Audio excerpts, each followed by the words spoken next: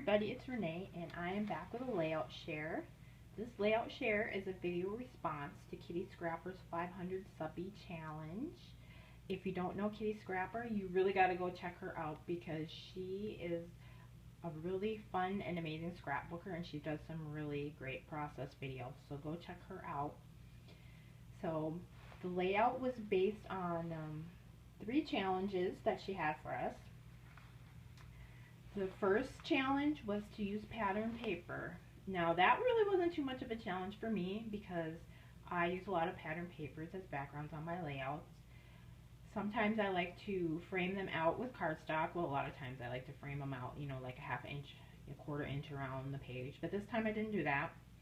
I did use some distressed ink. I think it's Tim Holtz Faded Jeans around the outside. But the paper really had a lot of distressing. The paper is from Authentique. It's a paper pad that I got at Hobby Lobby. The name of it is Wood Grains, Ledgers, and Music Notes. All of things that I like to use a lot, so I got that pad.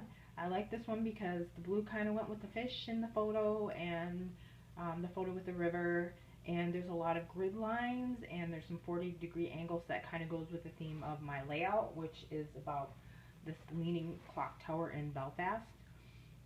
My husband and I went this past fall to London, Dublin, and Belfast.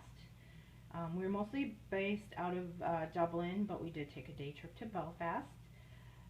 So I liked the grid design and the fact that it's supposed to be leaning, so there's some angles on the page. But you know, in the literature they say, oh, come see this leaning tower of Belfast, just like Belfast's answer to the Leaning Tower of Pisa. Well, come to find out, in 2002 they spent millions of pounds and fixed the thing, so it's not really leaning. So that's kind of what my journaling is about, and also because it's kind of like a landmark. Like when we were going to the train station, walking from the train station, we were in the Titanic district. We took a bus ride around because we only had one day. We're not usually tour people, but we only had one day and it was really kind of a rainy, yucky day, so we took the bus out to see the murals and that kind of stuff. So that's kind of what my journaling's about, that we kind of used this clock tower as kind of a landmark while we were running around Belfast. Her second challenge was to use some stamping. And that's not really a challenge for me either because I use quite a bit of stamping in my layouts. I actually used 3 different stamp sets and probably about 7 stamps. My stamps are here. This one, Adventure Awaits. This frame with the geotag, Every Day is an Adventure. And then over here again, Happy Trails. This one that says Destination that I just wrote in Belfast. In the frame, another frame with a geotag. And then there's one more bit of hidden stamping.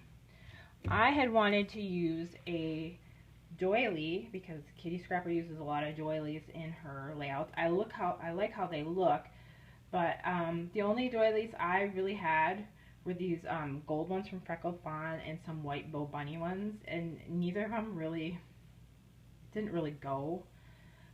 When I was looking for pattern papers, I went to my scrap drawer and I got this really old basic gray and then this old Deluxe Designs. And Deluxe Designs is really old. They used to have those color blocking templates back in the early 2000s, but they also had some paper.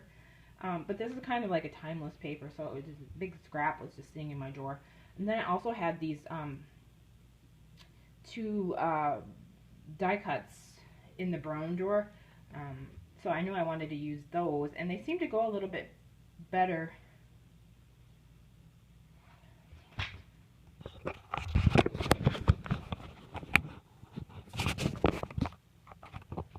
They seem to go a little bit better than the doilies. But I had added this brad here, and I wanted some more stars. So what I did is I stamped on the back of this doily using this gold star from Heidi Swap, And then I also use the Adventure Waste and cut those out. And then my other stamps I used were these Studio Calico, the Happy Trails, and Every Day's an Adventure. And then these Teresa Collins, Far and Away, the Frame, and the Destination. So that wasn't really a problem either. My big challenge is clustering. I'm not a good clusterer. I even took a class by Nick Howard at Big Picture. I don't know that I feel like really confident in my clustering. I was going to make my cluster here, but everything I kind of put around it, it just didn't look like right. So I ended up doing like a little 3 cluster here with the washi, the stamp frame, and the star, and then this border. This actually comes on a string. My Mind's Eye Fun Day. And then, you know, the washi is from Michael's Recollections. So I'm comfortable with like a 3-layer cluster, but I'm not comfortable with a bigger layer. So I ended up actually down at the bottom, there was this kind of printed on the paper, and to cover that up, then I used the washi, the frame, Brad from Freckled Fawn, a star. I stamped out the destination on another piece of paper, and along with the frame and the geotag. So that ended up actually being my big cluster. So I think I met all the challenges. Thank you, Kitty Scrapper. I enjoy watching your videos, and thank you for the challenge. Congrats on your 500 subbies. Thank you everybody for watching my video. Talk to you later. Bye.